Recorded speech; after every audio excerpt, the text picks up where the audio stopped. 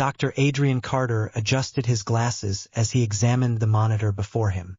The room hummed with the low drone of machines, and the flickering fluorescent lights gave the laboratory an eerie glow. His team, a collection of the best scientific minds in the fields of physics, biology, and the supernatural, stood in anticipation. The project was groundbreaking. A camera installed inside a freshly buried coffin to study what happens after death. Not in a philosophical or spiritual sense, but in the raw, unfiltered reality of decomposition, movement, and the potential of unknown variables. The research, funded under the guise of forensic science, had a darker undercurrent. Some believed that it could confirm or debunk the whispers of something beyond. The subject was Nathaniel Reeves, a convicted murderer who had agreed to donate his body post-execution. His crimes had been heinous, but his death had been ordinary, lethal injection at 10:32 p.m. His body now rested beneath 6 feet of damp earth, a camera nestled inside the casket, its feed relayed directly to the research facility. Dr. Carter exhaled and turned to his assistant, Lena Monroe. "Activate the feed." Lena nodded and pressed the button. The screen lit up with static before adjusting to reveal the confined, velvet-lined interior of the coffin. Nathaniel's face was pale, his hands clasped over his chest. The image was hauntingly still. And then, a flicker. At first, they dismissed it as a camera glitch. Pixels shifted, static crawled along the edges of the screen. But then the movement became more pronounced. Nathaniel's fingers twitched. His lips parted slightly, as if gasping for breath. "That's impossible," Dr. Carter whispered. "He's been dead for over 24 hours. The team exchanged nervous glances. Dr. Lucas Grayson, the forensic specialist, stepped closer to the monitor. "Post-mortem spasms," he said, though he didn't sound convinced. "Nerve impulses can sometimes."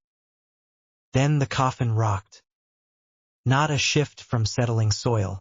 Not a slow, natural decay of organic matter. A deliberate, forceful movement. The team watched in horrified silence as Nathaniel's head turned slightly to the side. His eyes, once closed, were now open. Black, vacant pits stared directly at the camera. Lena's breath hitched. "Is this some kind of post-death reflex?" "No," Dr. Carter said, his voice barely above a whisper. "That's something else." Nathaniel's lips moved, forming silent words. The team scrambled to adjust the audio feed, filtering out the interference until a single word cut through.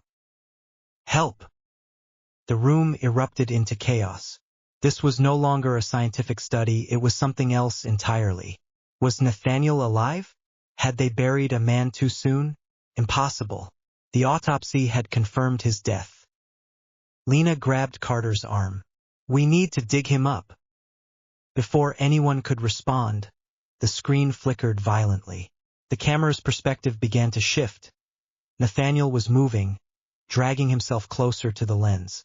His hands, rigid and stiff in death, clawed at the interior of the coffin. The velvet lining shredded beneath his fingers. And then the screen went black. Carter didn't hesitate. "Get the excavation team, now." Within minutes, a team armed with shovels and excavation tools descended upon the gravesite. Dirt flew, sweat glistened on panicked faces, and the whine of machinery filled the air. The coffin lid was pried open with a creaking groan. Nathaniel was gone. The camera was still attached to the coffin wall, recording nothing but emptiness. Back at the lab, Lena played back the last seconds of the recording in slow motion. As Nathaniel's face came close to the lens, something else emerged from the darkness behind him. A hand. Long fingers, rotted and clawed, reached for Nathaniel's shoulder, dragging him backward into the void of the coffin's depths. The moment the fingers made contact, the screen had gone black. Dr. Carter's blood ran cold. What the hell have we uncovered?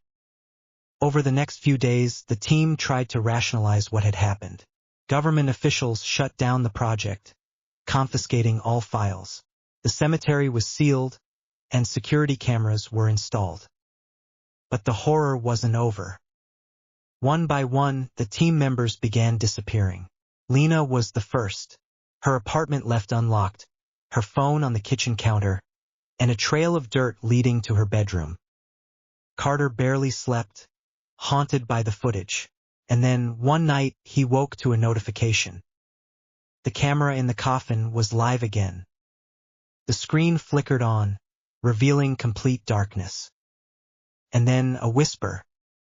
"I brought him back." The feed cut out. And Carter knew. It wasn't just Nathaniel that had been buried. Something else had been waiting in that grave all along.